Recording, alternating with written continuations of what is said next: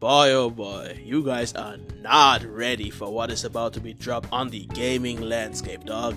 If you watched any of my previous videos before, you've probably seen some of my Returnal gameplay. A game that is probably the most underrated PlayStation exclusive of this generation. Well, the studio that made Returnal Housemarque Games is about to bless us with its spiritual successor, Saros. And from the looks of it, they've improved on every single aspect. Let me tell you, man, that game Saros is about to bring real heat to these gaming streets, brother man. This game gonna have you jumping and jiving out here, dashing and shooting, trying to stay alive while dodging hundreds of projectiles per second. This game about to have the greatest third-person bullet hell action ever put to screen, little bro. And I ain't even exaggerating, cause the gameplay be looking finer than a big slice of New York cheesecake. And if there's one thing to know about me, it's that I don't play about me cheesecakes, fam. We're gonna be eating like royalty once this game drops, big dog. I promise you that. Get around, people, cause I'm gonna put you on this year's next Game of the Year contender. This is Saros. When I said that Saros improved on everything that the previous game did, I meant that wholeheartedly. But that isn't all. You see, the predecessor of Saros, Returnal, is an already amazing game. From the gunplay, the bullet hell, the movement, and especially the atmosphere. Like damn, there ain't many games that can feel this oppressive. I love it here. But even with all these strong points, the game did have some issues. One of the big ones being that the runs just took way too long. It's important to mention here that both Returnal and Saros are rogue-lite games. For the uninitiated, roguelikes are games where you're not supposed to beat the game in one go. I mean, you can, but that's not really what you usually do. You are supposed to die a lot when playing these type of games, but every run is still meaningful because you unlock permanent upgrades that will help you on your next run of the game. A single run in a roguelike can take 5 minutes if you die early, or it can take up to an hour and a half to beat the game in a run. This makes losing your run by dying not that big of a deal.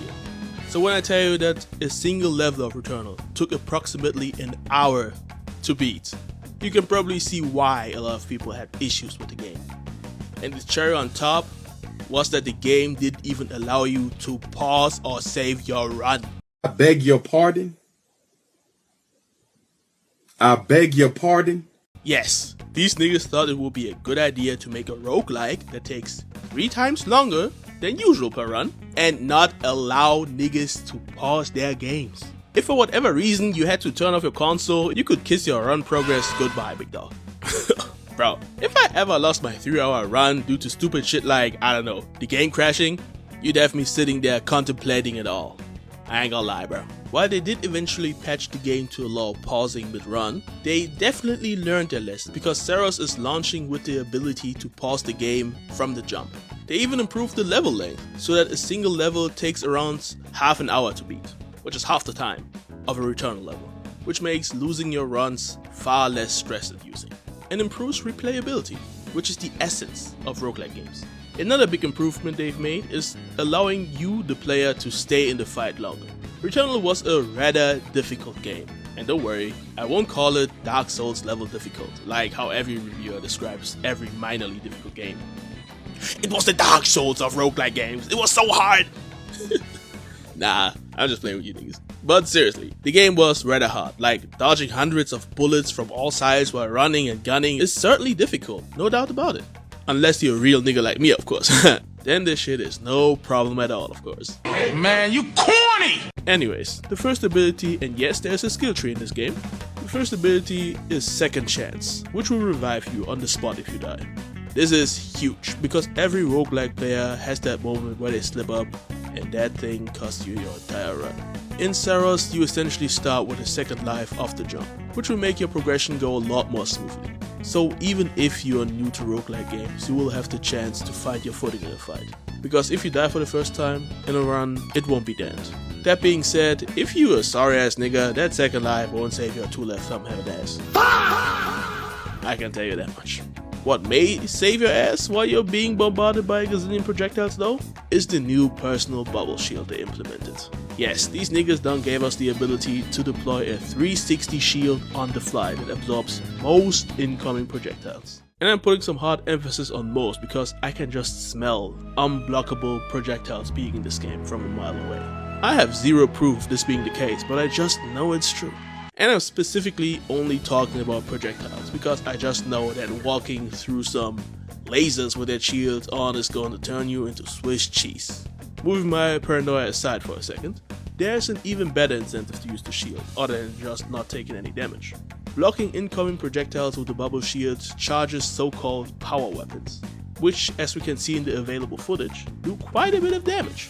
In Returnal, weapons had an alternative fire mode that could be used to unleash similar high-power firing modes, like lasers, barrage shots, or even armor-piercing shots. These alternative firing modes were on quite a long cooldown after each use though, which made it hard to make use of them frequently. Unless you had specific upgrades of course, but more on that later. Saros is definitely improving on that system and making it more of an active part of your arsenal, which is a big improvement in my eyes. While I'm on the topic of improvements, another thing they've improved upon is the way the story is told. While Saros' predecessor Returnal had story moments as well, they were pretty far in the background of things, if I'm being honest.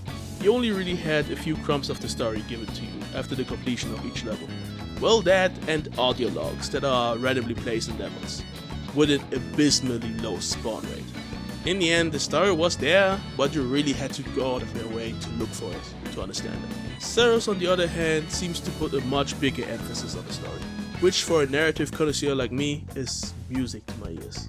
The dying sun making a team of space explorers go crazy while they're trying to get off an alien planet that is doing the utmost to kill him. Sign me right out, cause this shit is right up my alley. Returnal was already some great space horror, so I know Housemarque can certainly give us an excellent narrative experience in this game as well. Dog, they're gonna have a skill tree, a nice little bubble shield that integrates well into the gameplay loop, and a cool premise for the narrative? Man, I can't wait for this game, nigga. These guys at Housemarque are going straight crazy in their kitchen, man. Ain't no one doing it like them, bro. I can't wait. As hell, get off that nigga dick, bro. What is you doing? So now that I've outlined all the things Saros has already improved upon from his predecessor, let's get into what I want to see out of the sequel that will truly take it to the next level. The most important thing I want to see out of Saros is an improved artifact system. Artifacts are probably the most important thing about roguelike games. These things give your run that pizzazz, I think. Like, every shot counts twice, you got it. A little helper that fights with you, coming right up. Media attacks make enemies burn, you know it. Ranged kills create explosions that make surrounding enemies explode, spilling their meat everywhere. Hey yo! Artifacts really make roguelikes interesting, and that is unfortunately the one thing where Returnal really missed. In Returnal, artifacts were incredibly basic. It was for the most part just stuff like 15% more melee damage or reduce alt fire cooldown by 5 seconds. I mean, the game of course had the goat of artifacts, revive when downed, but most artifacts were just plain damage increases. What Returnal did do well, however, were the progression perks that were attached to the weapons. Stuff like a portal that spawns and shoots enemies when you fire, or ricocheting rounds, for example. These were weapon perks that could be unlocked and evolved on the weapons that you find in the game. And while I do want them to of course bring these perks back, I really want them to use some of these creative ideas in the artifact system instead of only the weapons. I want artifacts to make enemies explode or heal me when I do precision kills, for example. Stuff like every 5th shot spawns an extra high powered round that homes in on enemies, or double damage each level until the first hit is taken. I want artifacts to change how I view the weapons in the game and drastically affect the choices I make, to make better use of them. If Saros manages to improve on the artifact system, it might just become one of the great roguelikes of today. And I can see glimpses of improvement already. In their most recent launch trailer, I saw something that looked like a green flash when an enemy was killed with a melee attack. At another point in the same trailer, there's something spinning around the player that seems to attack enemies upon firing. This stuff's already looking like a big leap from Returnal, and I'm really excited to see what awaits us in the full game. I know, this video sounded like a big old glaze fest for the game, but I'm genuinely excited for the release of this game. Returnal is probably the roguelike I've put the most amount of hours into up to this point, and I'm just hyped for more bullet hell goodness from Housemarque games.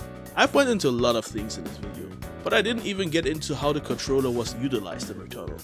But to keep it short, it's the best use of a controller in a game, period. If you play Returnal, you'll understand how a controller can be utilized to enhance the gameplay experience to a level you don't see in other games. And this is not glaze, it is that good in Returnal. I'll probably make a first impressions video on the game in the first week after it launched, so subscribe for more videos like this, and be the first to catch that video. This was the tale, and that game Saros definitely is gonna be one of the ones, man. Signing out.